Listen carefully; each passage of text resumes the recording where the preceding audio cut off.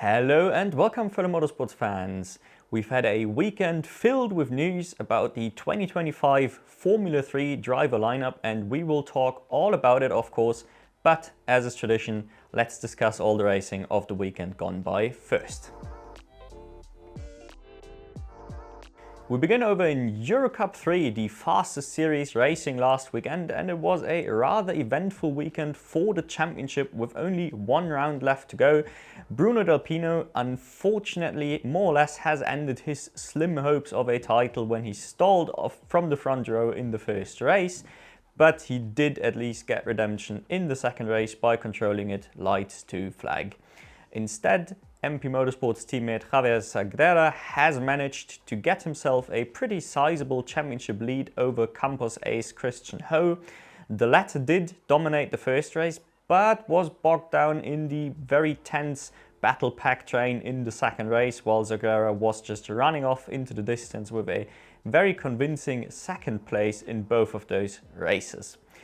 This leaves Sagrera as the favourite heading into the last round, but in general the MP versus Campos battle does remain very tight throughout the pack. It was really mostly Michael Shin who sort of turned the order a little bit upside down by playing a very specific cork in the bottle type role in both of these races. He was leading the midfield in both of these races. He did manage to hang on to secure a double podium throughout the races, and curiously in both cases it was usually slightly underwhelming Emerson Fittipaldi putting the pressure on him, but as I just said, couldn't get past either time, so a very odd situation there. And this was also what cost Christian Ho the crucial points in the second race, because he was stuck behind the pair throughout the time.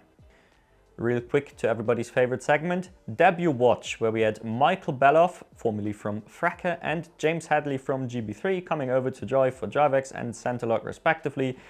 Both are presumably budget strugglers, so it's great to see them have a run here, and both did a pretty good job. In particular, Beloff had a very excellent weekend, consistently scoring points and very much beating his teammates considerably.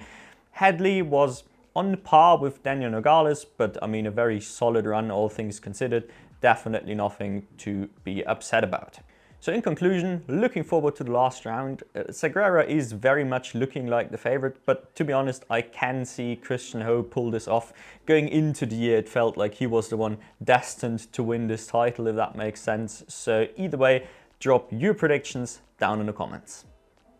Going over to a similarly named, albeit much slower series with Euro 4, we had a slightly anticlimactic championship final over at Monza with an utterly carnage race in the first race and more chaos in the second one. Yes, it was a little less crashy, but nonetheless, two of the three championship contenders did have to retire on the first lap of race 3, effectively handing the title to Akshay Bora without a real fight. We have talked about Bora finally delivering his potential in this particular championship more so than he is doing in the Italian F4. And of course, he had the win at Mugello, so, you know, very fair and deserved title to his name now. But it has to be said, US Racing was the dominant force all weekend long and only really matched by Prema, if even that. Talking about Prema, we had Freddie Slater with a tiny bit of an off weekend compared to his usual excellent self, so this really left the other highly anticipated rookies with a chance to shine here, namely KNB and Alex Powell. The pair obviously was, highly anticipated going into this year, and then they've been, comprehensively beaten by Freddie so far, which has slightly killed the hype in my opinion. But here we finally had KNB with 3 top results, including a win and also a win in the first race from Alex Powell. So a proper feel-good story towards the end of the year. And who knows, maybe they can do something similar in a couple of weeks when we do the same again in Italian F4.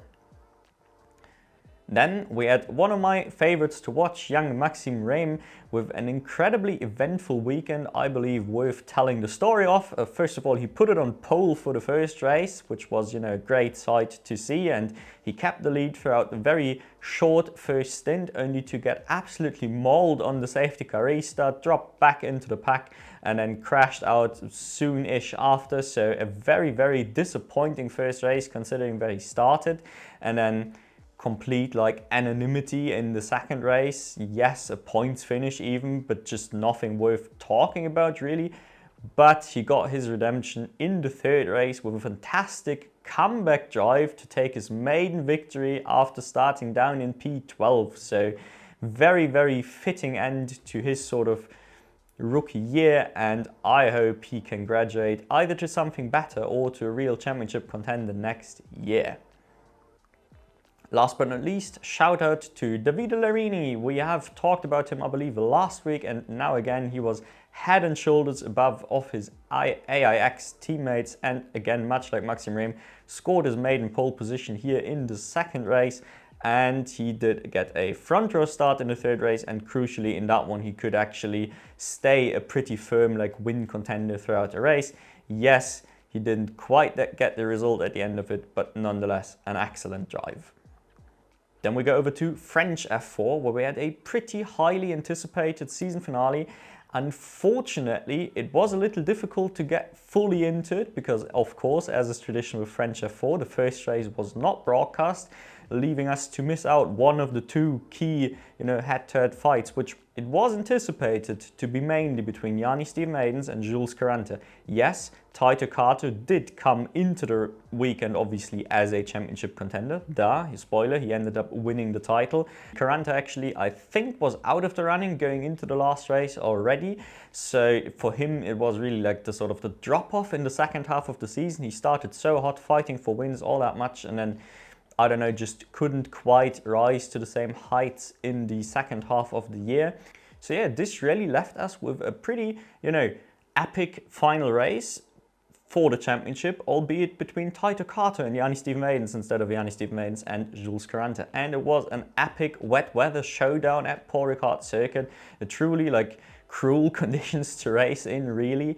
Unfortunately, Kato couldn't quite stay with Steven-Maidens and Carante on track. It was a pretty fitting on-track battle, and it looked like Steven-Maidens was the deserved winner of it. He secured P3 on the road, while Kato just about stayed inside the points. And I thought that was Steven-Maidens' title.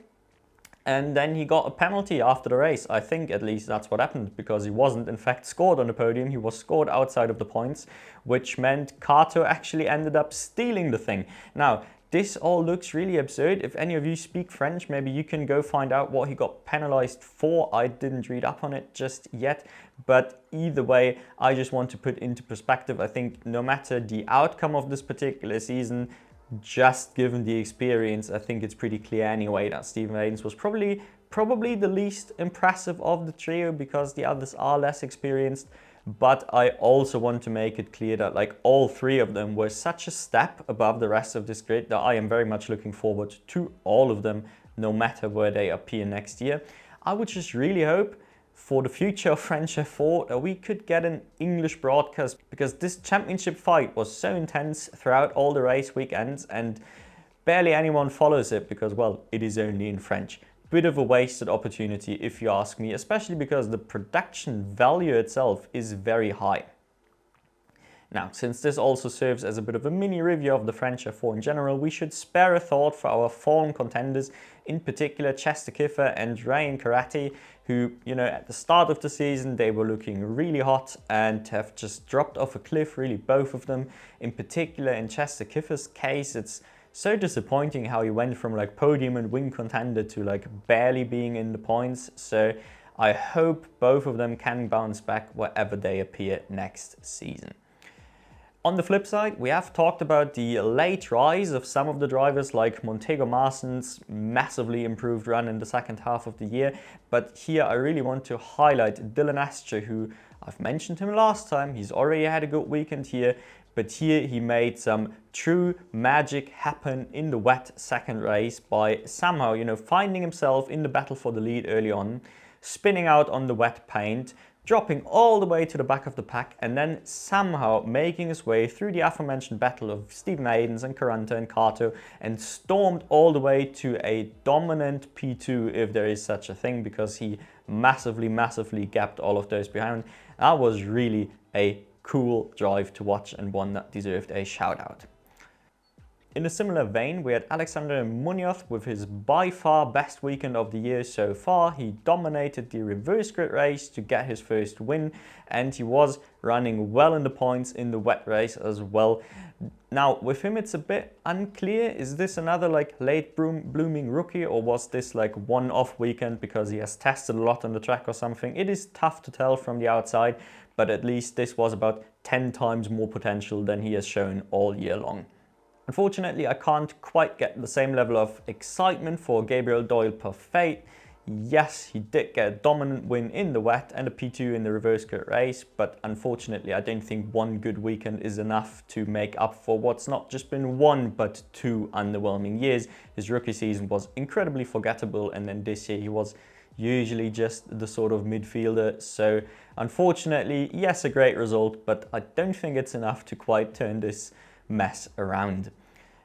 Last but not least, I have to mention my personal favorite to sort of, hope for next season, Lisa Billard, of course, the new female arrival in the French F4. Unfortunately, absolutely nothing to show for after her half season here. I think it's just fair to point this out. She has, obviously the expectations are low if you come into a season in the middle of it and everything and as a rookie, but I expected her to do a little more than this. Either way, I do absolutely hope she returns to French F4 and doesn't just go straight to F1 Academy like she has alluded to, that this is at least being considered. I think it would be a shame. I think she is good enough to at least test herself against the boys first before bailing to all-female competition. Quick switch of continents over to the Brazilian F4. It was a very eventful weekend for all of our usual protagonists in the, may I add, probably best produced F4 series out there. I'm always amazed how fantastic it looks. Yes, only in Portuguese, but I mean, this is a price I am willing to pay. It was really mid-season returnee Arthur Pavey who had the most eventful weekend of all, with a dominant win in the first race, but then subsequently did get wrecked in the second and the third race, so making his fantastic pace throughout the weekend rather irrelevant. In the third race in particular, he did get wrecked fighting for the lead with championship leader Matheus Comparato. The latter then got penalised out of contention entirely, completing a pretty disappointing weekend all around, which this gave hope to Alvaro Cho, but the latter could unfortunately not quite actually match the pace to fight for race wins, which is a bit unique in this case. Just in case you don't remember, Alvaro Cho obviously looked like the man to beat, dominated the first weekend and then skipped the second one. So he is on the back foot in terms of the championship fight, despite looking like an absolutely rapid driver. Then we have female watch, where here, yes, Cecilia Rebelo is still absolutely forgettable, but I have talked about Rafaela Ferreira a fair bit, and she really keeps delivering. Yes, she got wrecked immediately in the first race, but her weekend did improve significantly from there on out. She won the reverse grid in pretty convincing fashion, and she was the one successfully defending against Alvaro Cho and Grotta in the third race to take another podium in P2. I really do hope to see her going to Europe in next year. I mean, maybe it'll be F1 Academy, but I mean, I hope she can do a regular F4. I think she's got the money to do so, so let's see if she's also got the motivation to do so. Last but not least, we've got our leading rookie, Ethan Nobels, with 3 rounds to go. He's still technically got a chance to actually fight for the title as well, and I mean, by all accounts, has looked like probably the most promising of the young drivers there. And he has finally managed to secure his personal first non-reverse grid win. In the third race, he was the one to capitalize on the aforementioned Pavey Comparato crash. He did have to defend from Gino Trapper all race long until the pair made contact, ending Trapper's race with suspension damage and then, handing a more or less convincing win to Ethan Nobels. Again, he is also someone I would very much love to see in Europe next season. Talking about Europe, back to the continent, or rather an island near the continent, as British F4 also had its last round of the year. Once again with a slightly subpar broadcast, we'll get to that in a second, but yeah, it was in a fitting way, Deegan Fairclough yet again more or less dominating the weekend, taking both of the regular grid wins, which makes it an absurd 14 out of 30 wins. That's almost 50% of course, but I think the more disgusting stat is how he has won 70% of the regular grid races, because in fact he has not won a single reverse grid race, making it effectively 14 out of not 30 but 20 regular grid races. I think that's truly incredible. But of course, we have talked about him dominating all year long. So instead, let's focus on the rookie battle, where we had Martin Molnar coming out ahead of Janpu Sui, I think it's pronounced. I'm trying to remember after every weekend, how do they pronounce his name? How do they pronounce his name? And it's just gone every time I'm sitting here in front of this camera. I'm really sorry, guys.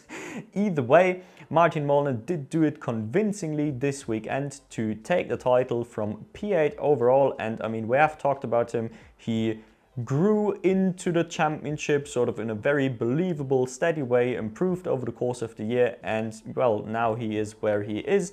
So very much a deserved result, but I will be fair and say, much like in Fracka, I don't think the rookie title itself is particularly meaningful, as they do the weird, oh, you can only have competed in X race weekends, instead of just looking is it your first year in the car, which at least colloquially, I think that's how we use the term, right? When I am talking about rookies, I mean, this is this guy's first full season in the vehicle, usually how I use it. So in this case, it would actually be Reza Siburathan, who by this logic is the rookie from P3 overall, and very much looked like a much more impressive driver all around. But then again, he is also in a much better car. It is always tough to tell. I'm sure in Siburathan's case, if he stays around, he'll be a title threat. There's no discussion there. But I do hope he just has the budget to go straight to GB3. There should be a couple high-tech seats available. So, you know, sounds like a great destination. Talking about high-tech seats, we did have Thomas Behrman also again in the third car, and he managed to score his first point of the year in the last race. So, I mean, it's only his fifth start, congrats there, but just for context, the race was incredibly chaotic, so just keeping it pointed the right way was more or less all required to get to that point. Make of that what you will, it's only a half season, we'll properly judge him next season. I want to put the spotlight on someone else entirely, and that is Zach Scular. We have talked about him a few times over the course of the year because he's had such a promising start to his car racing career in the F4 UAE. And ever since then, he's just been a little underwhelming throughout the season. He has finished the season on a high note, scoring more consistently over the last couple of rounds, so that's very good. But I mean, correct me if I'm wrong, tell me if you've observed the same thing, but for me it looks like it's not just that maybe the car isn't all up there and everything. Yes, I'm sure he's not driving a high-tech, but he often has pace to fight, and he is often up there, but then he just has tendencies to make mistakes, or, you know, just get overwhelmed in traffic, you know, these sorts of things where he just ends up losing positions and dropping backwards in the races for no real reasons. So I don't know, I do hope he returns next year. I don't think the P15 reflects his ability at all, and I think he should also be one, you know, more at the sharp end next season in general. Now, I said it in the beginning, the championship itself is competing for the, you know, third strongest F4 grid in the world, I would say. It's competing with the French F4 a bit of a year-by-year basis. But either way, I just wish the standard of broadcasting would live up to both this status as a very competitive F4 series. And I mean, it is on the BTCC TV package, so it's not like it's a small independent series. This is part of a big broadcasting deal. I don't know how you can neglect your own support series to this extent, but it really has to stop. And then last of our car racing series, we had the penultimate round of Spanish F4, where it was really Mattia Colnaghi and Juan Cota as the class of the field, dominating both the first and the third race together. The shorter second race was entirely controlled by Keanu Al-Azari, which also means through his consistent performances, Keanu has just about got enough points to keep a points lead going into the last round, but with only 13 points between them, Colnaghi has very much got everything still left to play for. Maciej Gladish is still, you know, a consistent front runner, very much still doing what he's been doing all year, but just about is out of the running for the actual title fight itself. Just in terms of predictions, because I think it's interesting but difficult, I would probably still back the experience of Keanu Al-Azari. I think he is less likely to make a crucial mistake under pressure, but just going off the last couple of rounds, if it's a competition based on pure pace, Konagi might actually be the one taking it. So I think if we have a string of clean races in the last round, I would maybe back Konagi, but I do not expect a string of clean races in the last round of Spanish F4, so my money is on Al-Azhari. Otherwise, we really had sort of the same old stories playing out in the championship. René Lammers and Enzo Tanvanechkul both continuing to be a little more, miss than hit, unfortunately, while the rest of the points paying positions is largely made up of the same faces every race, like Rivera, Strouven, Flusha, Egozzi, Peebles and Przewowski are sort of the ones typically fighting it out for those last couple points paying positions. No surprises there, really the only big upset in a way is Andres Cardenas, still largely missing in action like he's been all year long, but again, I mean, after 6 rounds, can it really still be called an upset? Instead, let's focus on the new faces in the championship, because yet again we have a couple new faces here. First up, Ariel Elkin replacing Matteo Quintarelli at Centerlock, and he did reasonably well for himself. Of course, he is a guy who's been racing anything and everything over the last couple of years. His full season program has been the USF Juniors this season, where he has done very well for himself, and so it's no real surprise that he did a solid job here, albeit outside of the points. Then we had Gian Ciconte trying the rent-a-ride DriveX number 29 that they've been running all season long, but unfortunately there's been absolutely nothing to write home about, and she has been a consistent back marker. Now, these were the less interesting new faces in the series. There is 2 that I found really interesting to pop up here. First up, we have Chase Fernandez, one of the stars of Ginetta Juniors really throughout the last 2 years. Yes, he hasn't quite secured the title, but then again, he hasn't been running for a top team all year long, so it's a bit of a weird situation there. And I would say he has given a really solid debut, in particular in terms of pace. Yes, he has struggled to actually bring the results over the line and has often gone a little backwards somewhere in like the middle portion of the races, or just crashed outright. So obviously things to work on there, but a very solid debut nonetheless. And then I think we have a very similar story for karting graduate and new Red Bull junior Christopher El Figali. Very solid runs for DriveX. Yes, no results to show for it just yet, but nonetheless, convincing debut. He's got the pace. With him, I've just got the question. I've known him as El Figali for the last couple of years of karting. Now he's just running as Figali, maybe someone from the region. What's the difference? Let me know. I would like to get the names as correctly as I can with my horrific pronunciation. And then, last but not least, also one of our karting graduates is Lorenzo Campos. Unfortunately, he is not the most exciting or impressive karter by any stretch of the imagination, and he was also full on back marking here, so not particularly interesting, but of course it doesn't need to mean a whole lot just yet. Now, we will of course get to all the F3 news and discuss them all thoroughly, but before that it's time for our very quick karting report. We can keep this very brief today, as we only had a single relevant event, and that was the Champions of the Future Academy. Now, you might be familiar with Champions of the Future, the sort of series running together with the FIA European Championship, and you may now ask yourself, what is Champions of the Future Academy, and does it have anything to do with F1 Academy? And the answer is maybe. Essentially, it is also a series with the intent of fostering female talent, but unlike F1 Academy, it is by no means an exclusively female series. It is just a cost-controlled series with scholarships for female drivers, so ensuring that there is a certain percentage of women actually competing in these series to make sure we get some new faces ready to graduate into F4 cars and F1 Academy in the coming years. Now, all of that said, that does not mean by any means that the only relevant drivers are women. In fact, most of them aren't. Now, we begin with the smallest. In the minis, we had sort of the usual suspects that we know from other series, like Bruno Priam and Nicolo Perico, the latter with a very strong win in the second race, despite this championship usually not being all so kind to him. But I do want to highlight 2 different drivers here, and that's first of all Ava Lawrence, the young female competitor, and she made it to the podium in race 1. And then on the other hand, we had debutant Nikita Jaililov. Yeah, my Russian is not so great, but he had an exceptionally dominant first race, especially for someone on debut. So is he another one of those great Russian karting prodigies? I don't know. Has he been competing in Russia nationally and has done really well? I think we have a couple of Russian karting enthusiasts watching, so maybe if you can clear this up for me, I always love a bit of additional information.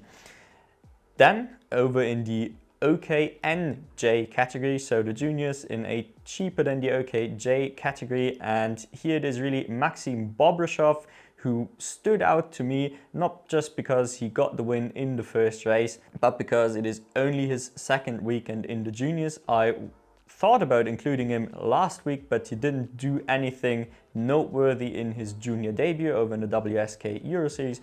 But of course here it worked out, he hit the ground running and did really well. And then we can point out Connor Clancy for just really looking like the fastest man all weekend long. Had a really great charge in the first race to even make it to the podium, and then absolutely dominated the second race. He has always been good in the series, but not this good. So I presume this may be his home track because he is from the region, but pure speculation on my part. And then lastly, we have the seniors in the OKN category. And here it is really two key stories playing out. First of all, it was the worst weekend yet for the both championship rivals, in fact, Luna Flusha and Marcus Silkunas.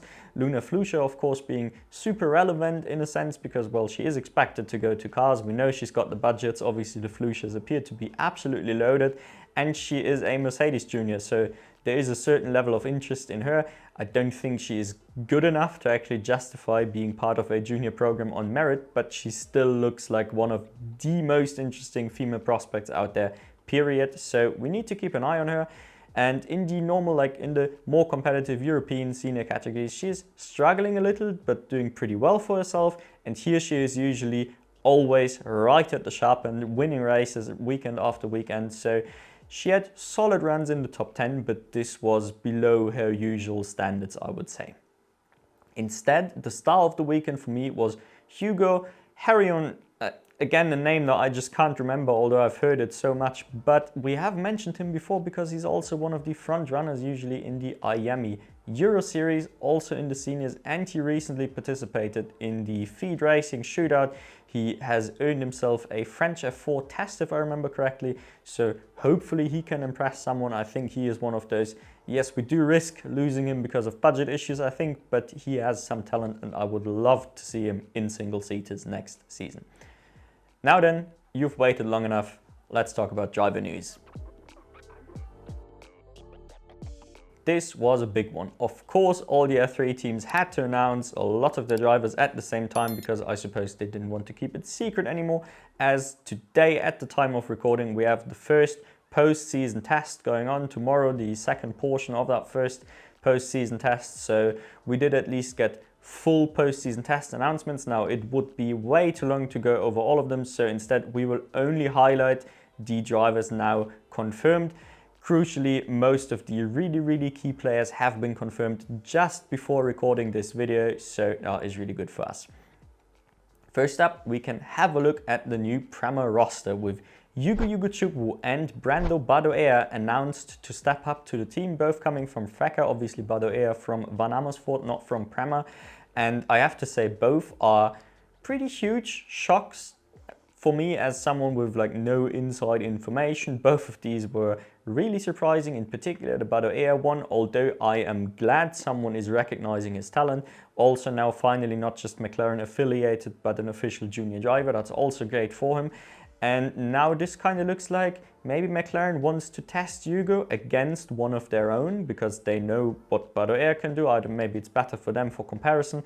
Either way, I think it's really cool that we have them going up against each other head to head in the same car, essentially competing for the same F1 seat years down the line, ideally. So cool story playing out there.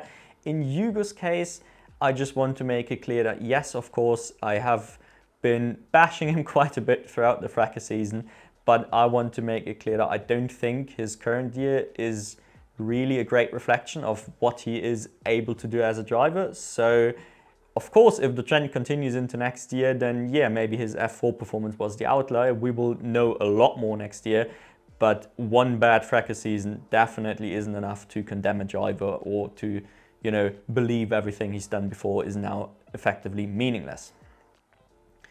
Then we have Campos news, and here really, yes, Mari Boyer staying at Campos, not really a huge surprise. I think he deserves it. He was a solid rookie.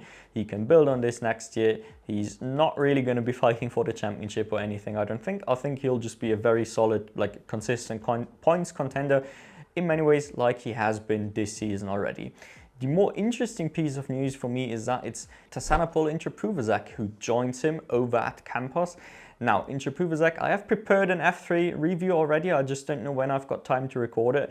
But while writing the script, I have already confirmed that I was really impressed by Intrapuvazak throughout the year. He was going toe-to-toe with Nikita Bedrin a lot more than I thought he would. And then, of course, we have like Dufek sort of to compare him to, where Dufek isn't an awful driver by any stretch of the imagination, but he has been absolutely destroyed by Intrapuvazak. So I think it's really cool that he is making the step up to a more competitive team where he should be able to also fight for points on the regular. Then we have the important news of who is going to fill the other championship contending seats over at Trident. Of course, we've talked about Charlie Wirtz last week, but now we have the confirmation that the rumors are true. Rafa Camara is in fact joining Trident for the 2025 season, which is a bit of a shock and probably indicates that, I mean, he dominated Fracker. I reckon he can more or less pick or choose. I don't think he's got budget issues either, so I think this just means, yeah, Trident looks like the safest bet to win a Drivers' Championship at the moment. And I mean, yeah, if you look back at the last couple of years, there's a lot of sense behind this. And I'm really looking forward to see what he can do. Of course, given the fact that unlike last year, where we had a lot of second-year, highly rated second-year drivers staying over, next season we will have a lot of rookies being the high-rated ones. So I think this is a great time for another rookie to win the title, and going into the season at least, he would be my favorite to do so. His last teammate is also confirmed, and that is Noah Stromstedt. We've talked about him a lot throughout the Fracker season, one of the really impressive rookies doing more or less magic in a pretty mediocre car, so a deserved step up. Trident is almost a little bit of a surprise, maybe almost feels like a step too high, but we will see what he can do. Certainly won't be worse than, say, Megatuniv this year. I think I'd put them in a similar tier, or like not performance but potential, if that is fair to say. Then we have the least interesting announcement. Louis Sharp finally confirmed to Rodin. Obviously, we knew all of this. We've talked about it last week already just because it was so damn obvious, but he will do a great job if the car allows him to do so. Again, I really hope they look more like the second half with Voisin than the rest of the year with everyone else, if that makes sense. We have a couple high-tech drivers announced as well, and here we have an interesting story. First of all, Martinius Stenshorn staying for a second season, much like Luke Browning last time out, makes perfect sense, and I don't think I see him as a title contender, but maybe he can be at least in that like dark horse spot that maybe Mini was in 2 years ago. More interestingly though is that his announced teammate it's not Timmy Kovacic, it's not William McIntyre, it is Gerard G, the worst of the three GB3 high-tech drivers. Obviously money talks, we all know this, but I think he has been really not exciting enough in high-tech in GB3 for me to want him to step up to F3, and definitely not to one of the better teams. I'm sure he'd do a serviceable job at maybe like the third Rodin seat, for example, but I think this is a bit of a waste, and I really hope it's Kovacic taking the third seat, but just going off the postseason testing, of course, this doesn't look particularly likely either. Gerard G, not a terrible driver, don't get fooled by like his 2023, but yeah, maybe not quite up to the level I would have hoped for from high-tech. Then we had Art also announced two of their drivers. Lawrence van Herpen staying for a second year. Again, much like with Stenson, makes perfect sense. He's did really well as a rookie, and now going up against rookie teammates instead of experienced teammates, I think he should look really strong next season. Unfortunately for him though, one of his rookie teammates is also confirmed, and that is Tuukka Taponen, the Finnish Tiger, and Taponen is an absolute weapon. I still think he is the most interesting prospect to come out of this year's Formula Regional, and I do think even as a rookie, he has got a very good shot going up against Van Open next year. And much like Camara, if we are going to have a rookie title contender, he is one you have to watch out for if art allows him to do so. And then we have one final piece of news, and that is outside of F3 for once. Nikita Johnson confirmed to step up within GB3, going from the VRD Arden squad up to high-tech, I suppose taking Gerard G's seat in many ways. I think this is excellent. I mean, for me, he was almost a lock mentally to stay with VRD. I don't know why. Of course, this is how you can tell lack of inside knowledge really often a bit of a problem for this show. But nonetheless, I think we can talk about the implications, and the implications are that he will be one of the title contenders, I think, or at least this is the expectation. I think if he ends up, you know, running around where maybe Gerard G was running around this season, he'll look a little underwhelming, but I do expect him to probably have more of like a McIntyre-esque season next year. Now then, as always, it's been a lot. It's your time to drop all of your opinions about the F3 roster moves and who was your biggest shock of the announcements we've had so far. All of your thoughts down in the comments. I'll be there to discuss them all, and otherwise I'll thank you all for watching, and I hope to catch you in the next one.